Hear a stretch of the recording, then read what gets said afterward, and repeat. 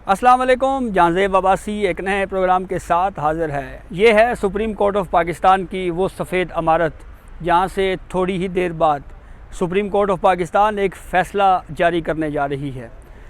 क्या उस फ़ैसले में आईन पाकिस्तान को रीराइट किया जाएगा या आइन के ऐन मुताबिक फ़ैसला होगा? जी हाँ, ये वो मामला है सुन्नी इत्तेहाद कौंसिल की मखसूस नशिस्तों का, जिसके ऊपर आज 12 बजे फुल कोर्ट दोबारा बैठ रही है और अब की बार अदालती कार्रवाई आगे नहीं बढ़ाई जाएगी बल्कि फ़ैसला सुनाया जाएगा।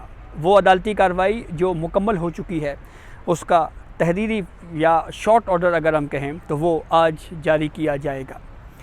इस केस को लेकर बहुत ज़्यादा क्यासराइयाँ सोशल मीडिया के ऊपर की गई और पॉलिटिकल बयानिए भी बनाए गए। बिलखुसूस पाकिस्तान तहरीक इंसाफ की जानिब से जब से ये केस चल रहा है उस वक्त से ये एतराज़ किया जाता रहा कि चीफ़ जस्टिस ऑफ पाकिस्तान काजी फ़ाइज़ ईसा इस बेंच में ना बैठें, और ये एतराज़ महज सियासी बयानात की हद तक होता रहा, लेकिन प्रैक्टिकली या अमली तौर के ऊपर कोई दरख्वास्त ऐसी दायर नहीं की गई जिसकी वजह से जो है वो उस दरख्वास्त के ऊपर कोई फ़ैसला होता कि क्या बेंच से अलग होना चाहिए या नहीं होना चाहिए।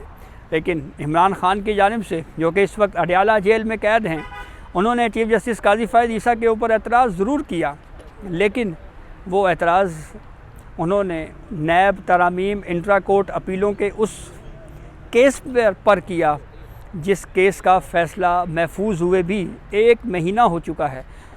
और 1 महीने बाद इमरान ख़ान को ख़्याल आया कि चलें हम इसके ऊपर एतराज़ ही कर देते हैं। अब इस केस को 2 हिस्सों में डिवाइड किया जा सकता है। एक हिस्सा पेशावर हाई कोर्ट के फ़ैसले के ख़िलाफ़ सुन्नी इत्तेहाद कौंसिल की अपील, क्या ये अपील काबिल समाअत है या नहीं है, इसके ऊपर अक्सरियत ने फ़ैसला करना है। अब अक्सरियत ने फ़ैसला करना है, इसके लिए जो आर्गूमेंट सुप्रीम कोर्ट के सामने हैं वो क्या हैं। सुन्नी इत्तेहाद कौंसिल का ये मौक़िफ़ है कि हमारे साथ जो कुछ हुआ उसकी वजह इलेक्शन कमीशन ऑफ पाकिस्तान है, और फिर इस मामले के ऊपर जजेस की जानिब से भी ये ऑब्ज़र्वेशनें दी जाती रहीं।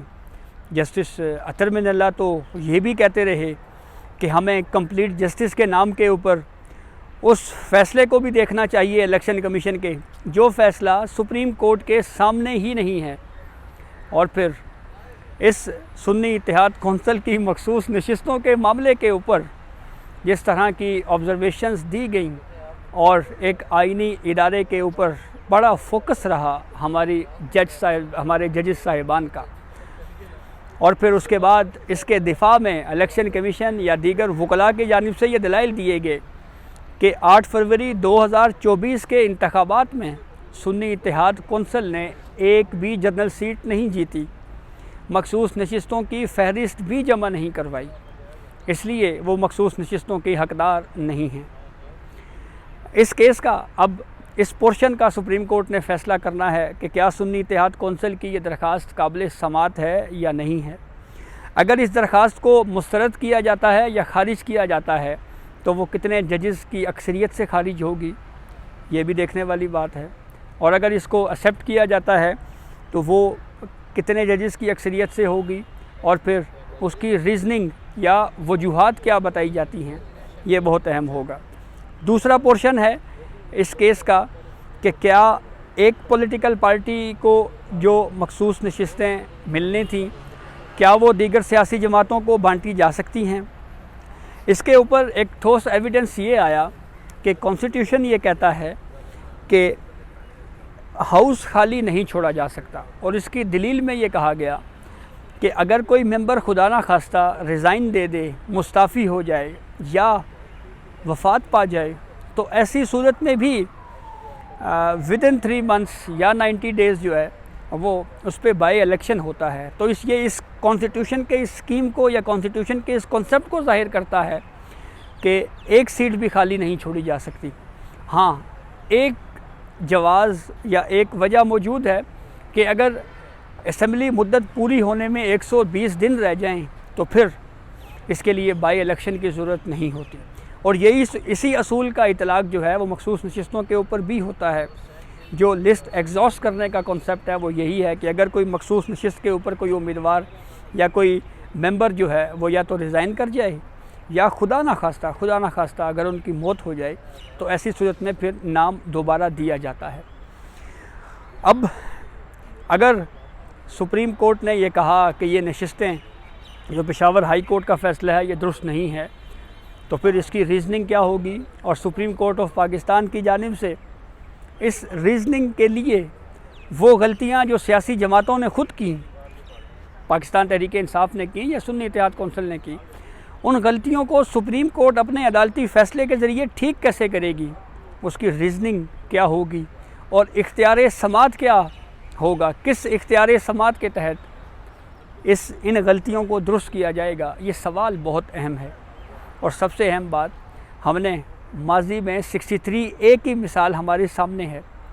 आर्टिकल 63A की interpretation supreme court of Pakistan ने की। वो फ़ैसला जो जस्टिस मुनीब अख्तर ने तहरीर किया था, और उस फ़ैसले के बाद फिर क्या हुआ?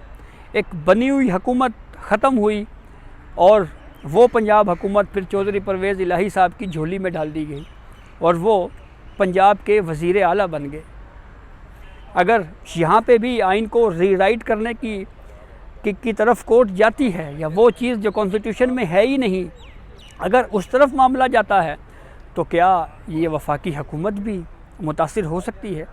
ये सवाल बहुत अहम है और ये वो तमाम इश्यूज़ हैं जिसके ऊपर हमें जब फ़ैसला अनाउंस होगा तो फिर उसके बाद डिस्कशन में हम आपको तफसील से बताएंगे कि ये क्या होने जा रहा है, ये मामला किस तरफ आगे जाएगा।